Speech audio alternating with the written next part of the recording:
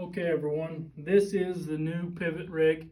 I designed it a while back, and I've made one and making this one for another customer. This is how it works. It's a shoulder rig, usually designed for a bigger gun, but this guy chose to pack a smaller gun, but you can pack whatever you want with it. It has a leather housing on the back so that it conforms to your body really well. And with these circles cut out, it makes those straps conform really good to your shoulders so you don't have any spots that stick up. It has a full adjustment all the way. It's adjusted with Chicago screws so you still get comfort. You don't have a whole bunch of bulky hardware everywhere. It has a full side piece. It carries 6 cartridges. Has a clip on the back of that. Just normal gun clip for your belt. And the holster, hence why I got its name, the pivot, is designed to pivot like that so you can draw your gun. Also has a clip on the back so you can clip it down to your pants or to your belt.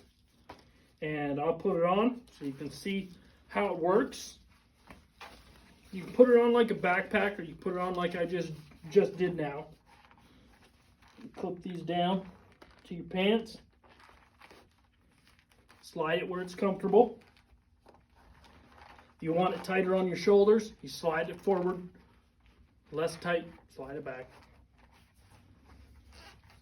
There it is, basically on. Nice, good contact there.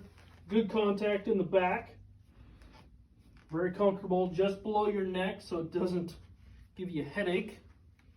And then it's great for pivoting that holster. Really easy to pivot forward. Kind of locks back into place. Pivot forward. Hammer thong. Keep your gun in there. Really easy to draw, you know, for concealed carry or just hiking in the mountains.